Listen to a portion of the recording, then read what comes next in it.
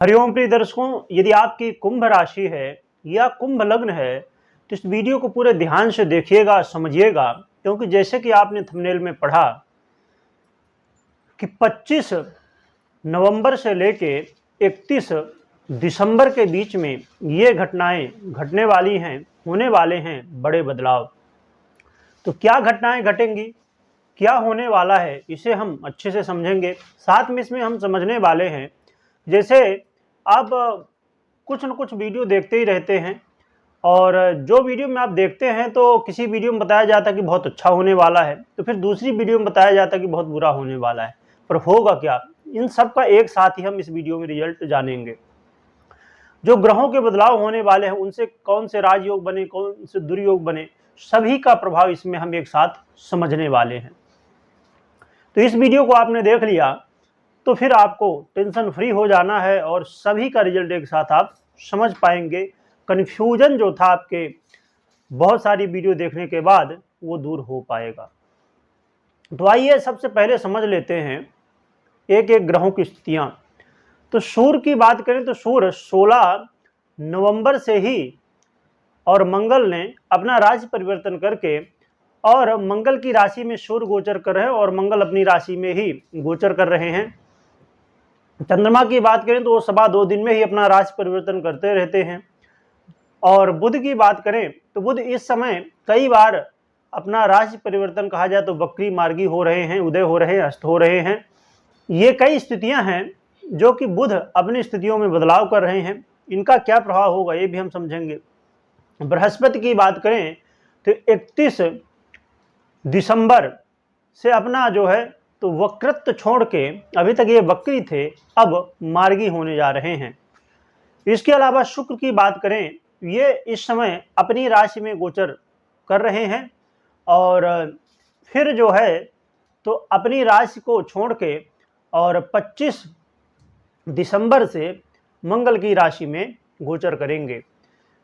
और शनि की बात करें तो शनि देव को आपको पता है कि 4 नवंबर को ही इन्होंने मार्गी हो गए हैं, अपना जो है तो वक्रत्व छोड़ के और मार्गी हो चुके हैं। और राहु केतु की बात करें तो ये 30 अक्टूबर को ही अपना राशि परिवर्तन करके और राहु देवगुरु बृहस्पति की राशि में और केतु बुध की राशि में गोचर कर रहे हैं।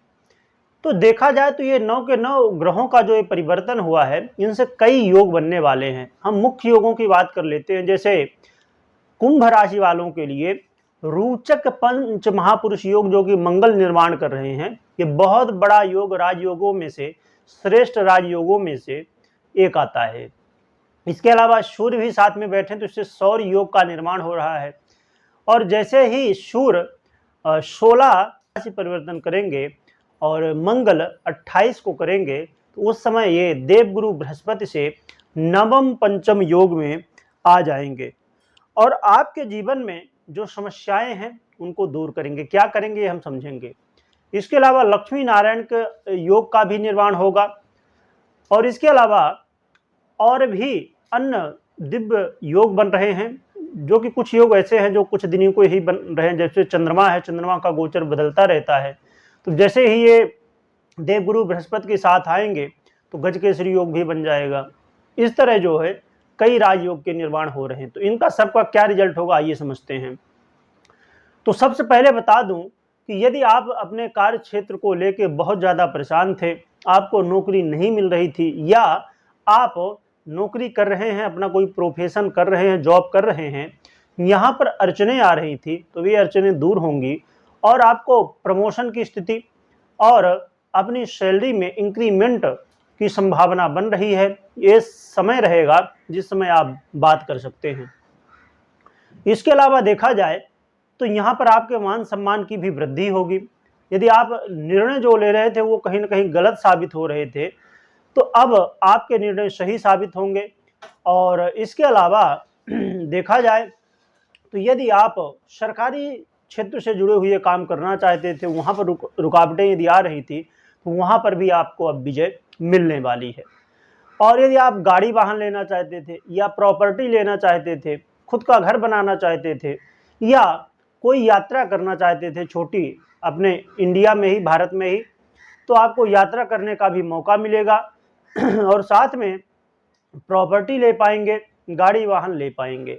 अर्थात कहा जाए तो लग्जरी की चीज़ें जो आप प्राप्त करना चाहते थे वो प्राप्त होंगी। अभी तक जो आपके मित्र थे, आपके देखने में हितैषी लगते थे, वो कहीं न कहीं आपको नुकसान गुप्त रूप से करना चाहते थे। अब जो लोग आपके विपरीत थे वही आपका साथ देने वाले हैं, मित्रों का सहयोग मिलेगा। और इसके अलावा देखा जाए तो यदि आप संतान को लेकर भी चिंतित थे तो संतान पक्ष से भी समस्याएं दूर होने वाली हैं और आपके बैंक बैलेंस में वृद्धि होने वाली है। इसके अलावा दाम्पत्य जीवन में भी खुशियां आने वाली हैं। पार्टनरशिप में यदि आप व्यापार कर रहे थे या आप व्यापारी हैं तो आपके लिए भी समय बेहतर है, आपको अच्छे रिजल्ट मिलेंगे, अर्थात धन लाभ होने वाला है, आपके व्यापार में वृद्धि होने वाली है।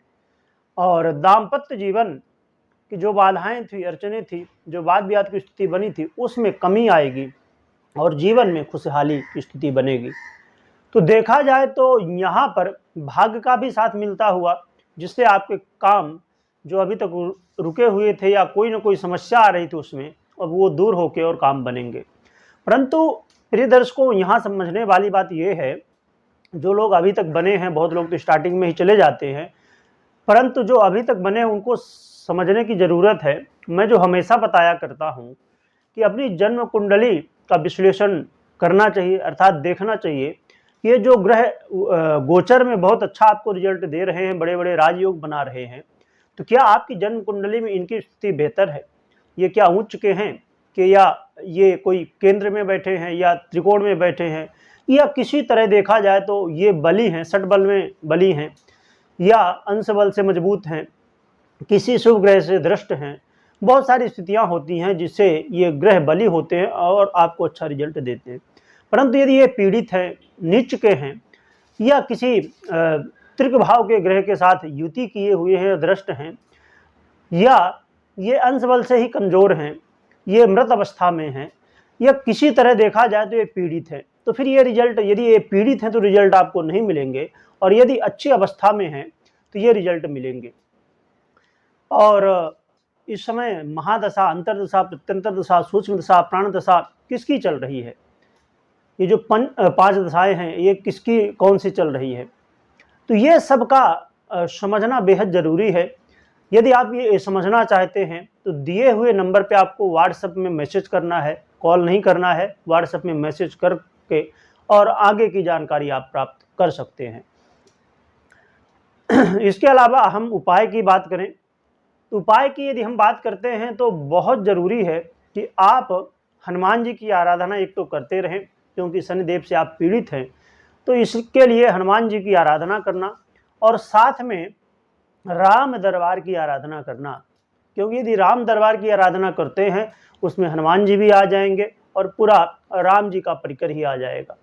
तो राम दरबार की आराधना जितनी ज़्यादा कर सकते हैं, राम नाम का जितना ज़्यादा जप कर सकते हैं उतना ज़्यादा करिए, इससे हनुमान जी भी प्रसन्न हो जाएंगे और राम जी तो प्रसन्न होंगे ही। और राम नाम की बहुत बड़ी महिमा है, इसको आप सोते जागते उठते बैठते जब भी समय मिले मन में कहते रहिए, जिससे आपके जीवन में जो समस्याएं थोड़ी बहुत हैं वो दूर हो जाएंगी और भगवान की कृपा प्राप्त होगी। और कमेंट में जय सिया राम जरूर लिखना है, और खाली लिखना नहीं है, स्मरण भी करते रहना है। एक बार आप यदि लिख रहे हैं 10, 20 बार, 50 बार स्मरण करिए, जिससे आपका कल्याण हो जाए। और हमेशा वैसे भी कुंभ राशि के लोग बहुत गंभीर होते हैं, अंदर के कहा जाए तो बहुत पवित्र और लोगों का हित चाहने वाले होते हैं, परंतु लोग आपको नहीं समझ पाते। बस यही समस्या है लोगों की, वो अब आपको समझेंगे। प्रिय दर्शकों, वीडियो देखने के लिए बहुत बहुत धन्यवाद, और इस वीडियो को उन लोगों को तक शेयर करिएगा जिनका आप हित चाहते हैं। बहुत बहुत धन्यवाद।